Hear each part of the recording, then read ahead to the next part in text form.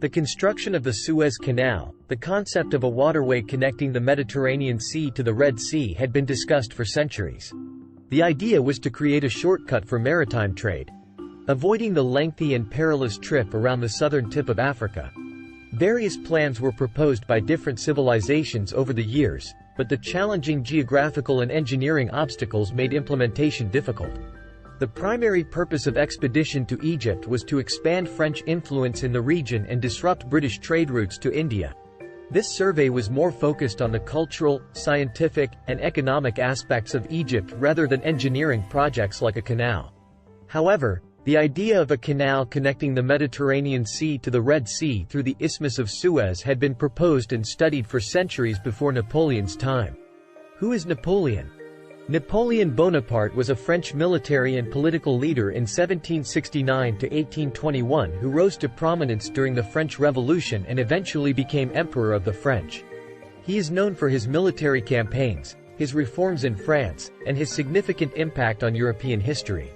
Napoleon's survey of the Suez Canal is often associated with his military expedition to Egypt and the Levant, which took place between 1798 and 1801. The primary goal of this expedition was to disrupt British trade routes to India and establish French influence in the region. As part of his campaign, Napoleon brought along a team of scientists, engineers, and scholars to study and document various aspects of Egypt, including its culture, history, and geography. Although Napoleon's primary focus was not on the construction of the Suez Canal, his scientific team conducted surveys and studies that contributed to a better understanding of the geographical features of the region, including the Isthmus of Suez. The idea of connecting the Mediterranean Sea to the Red Sea through a canal had been proposed by various civilizations over the centuries, and some early engineering studies and discussions about the feasibility of such a canal had taken place. Napoleon's survey in 1798 was not directly focused on studying the feasibility of a Suez Canal. It did contribute to the overall understanding of the region's geography, which could have indirectly influenced subsequent studies and discussions about the potential for a canal. The actual construction of the canal was undertaken by later individuals and was based on a combination of technological advancements and strategic interests. What is Suez Canal?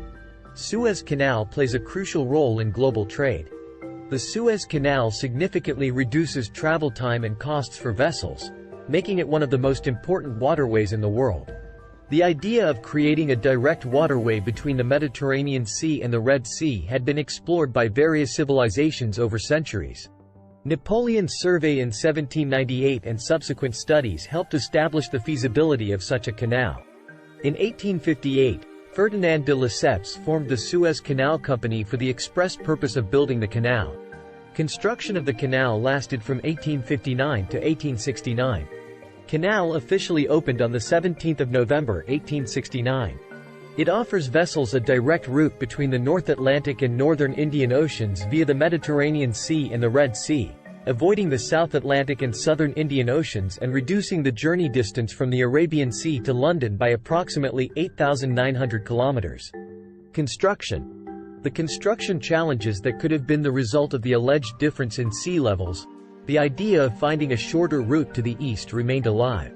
1830, General Francis Chesney submitted a report to the British government that stated that there was no difference in elevation and that the Suez Canal was feasible, but his report received no further attention. Lieutenant Waghorn established his overland route, which transported post and passengers to India via Egypt. Linnet de Belfons, a French explorer of Egypt, became chief engineer of Egypt's public works.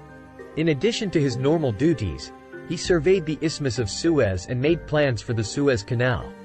French Saint-Simonianists showed an interest in the canal, and in 1833, Barthélemy Prosper Enfantin tried to draw Muhammad Ali's attention to the canal but was unsuccessful.